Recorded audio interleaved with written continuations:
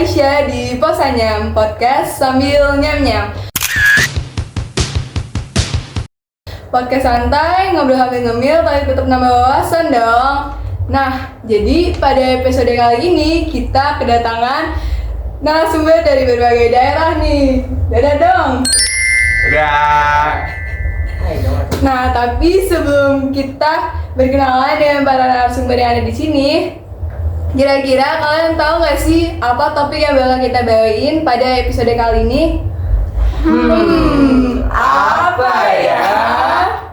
Jadi topik yang akan kita bawakan pada episode kali ini adalah sistem kekerabatan di berbagai daerah di Indonesia.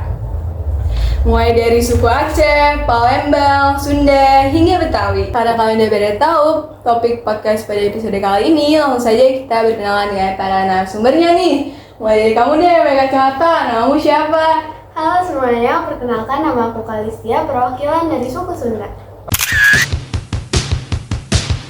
Halo semuanya, nama saya Aldo dari suku Betawi. Halo semuanya, nama saya Fahri dari Palembang. Oke, jadi seperti yang aku udah bilang tadi, kita mau bahas tentang sesuatu yang berhubungan dengan budaya yang ada di Indonesia, yaitu sistem kekerabatan patrilineal dan matrilineal. Sebentar, sebelum itu, ini boleh nggak sih dimakan? Soalnya lapar banget nih. Boleh lah, makan. Boleh.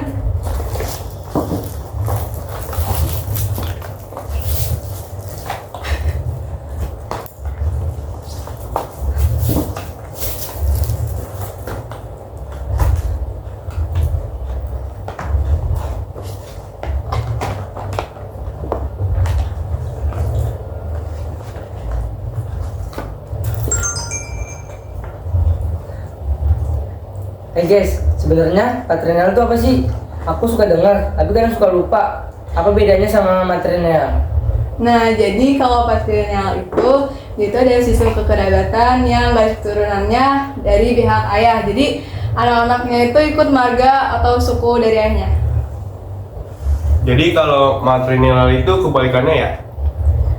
Bener banget. Jadi matrilineal itu, Anak-anak ikut garis keturunan ibu. ya betul. Oh gitu, ternyata matrilineal jarang di Indonesia ya? Ya, mayoritas di Indonesia itu patrilineal. Oh alah, oke aku sekarang ngerti. Nah iya. Kalau budaya di daerah kalian tuh gimana sih? Gimana kalau kita ngebahas lebih lanjut tentang sistem kekerabatan di daerah kalian masing-masing? Boleh Nah, juga tuh. Mulai dari kamu deh, Dok. Di Betawi gimana sih? Kalau di Betawi ya patrilineal, anak-anak ikut garis ayah, biasanya terutama anak laki-laki. Yang paling tua punya tanggung jawab lebih besar dalam kehidupan keluarga. Tapi dalam kehidupan sehari-hari, masyarakat budaya Betawi selalu menekankan gotong royong. Jadi setiap anggota keluarga semuanya penting. Iya, benar juga ya. Kalau kamu, Tia, Sunda gimana? Sunda juga patrilineal, anak-anak ikut garis keturunan ayah. Dalam hal warisan juga biasanya diturunkan lewat garis ayah. Tapi perempuan juga gak kalah, perempuan punya peran penting di dalam rumah.